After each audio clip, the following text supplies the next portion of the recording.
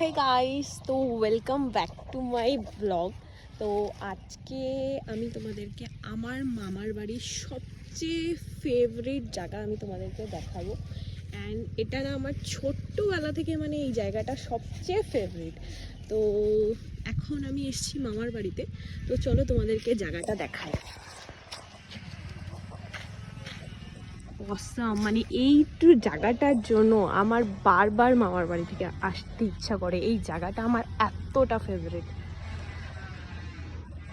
আর সবচেয়ে ফেভারিট হচ্ছে এই নদীটা। কেন সেটা দেখাই, দাঁড়াও। এতটা জলের তলে আমার পা পুরো ভিজিবল, দেখতে পাচ্ছ?